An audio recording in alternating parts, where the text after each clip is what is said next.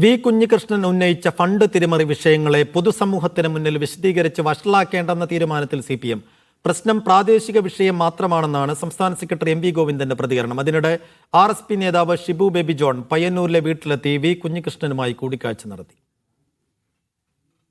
രക്തസാക്ഷി ഫണ്ട് തിരിമറി സംബന്ധിച്ച കുഞ്ഞികൃഷ്ണന്റെ ആരോപണങ്ങൾക്ക് പാർട്ടി അംഗങ്ങളോടും അനുഭാവികളോടും മാത്രം മറുപടി പറഞ്ഞാൽ മതിയെന്ന തീരുമാനം നേതൃത്വം ആലോചിച്ചെടുത്തതാണെന്ന് ഉറപ്പാണ്.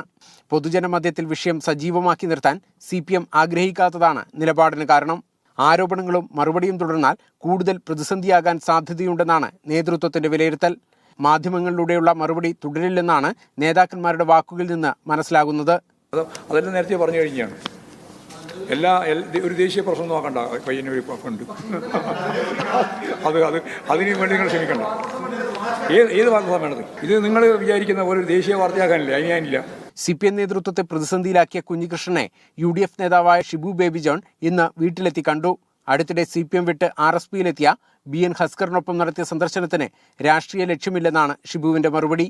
ഇത്തരം വ്യക്തികൾ സ്വതന്ത്രമായി അവർ നടത്തുന്ന പോരാട്ടങ്ങൾ അത് ഭാവിയിൽ ഏകോപിപ്പിച്ചുകൊണ്ടുള്ള അത് ഗുണം ചെയ്യുന്ന ഇടതുപക്ഷ ആശയഗതി കേരളത്തിൽ നിലനിർത്താൻ സഹായകരമാകും എന്നൂടെ ഉള്ള ചിന്താഗതി കൊണ്ടാണ് അദ്ദേഹത്തെ കണ്ട് അദ്ദേഹത്തിൻ്റെ ഹ്രസ്വമായിട്ടാണെങ്കിലും കാര്യങ്ങൾ ചർച്ച ചെയ്ത് പോകാം എന്ന് വിചാരിച്ചു.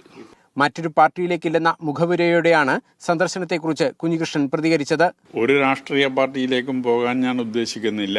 ഇതിന് രാഷ്ട്രീയ പ്രാധാന്യം കൽപ്പിക്കാനും എനിക്കെതിരായി പ്രചരണം സംഘടിപ്പിക്കാനും ഒക്കെ ഇത് ഉപയോഗപ്പെടുത്തും എന്നും ഞാൻ കരുതുകയാണ്. അതുകൊണ്ടാണ് എൻ്റെ നേരത്തെയുള്ള നിലപാടിൽ ഒരു മാറ്റമില്ല. കുഞ്ഞികൃഷ്ണന്റെ ആരോപണങ്ങൾക്ക് മറുപടി പറയാൻ അടുത്ത ദിവസം തന്നെ CPM ബൂത്ത് തലത്തിൽ കുടുംബയോഗം വിളിച്ചു ചേർക്കും. മീഡിയ 1 കണ്ണൂർ.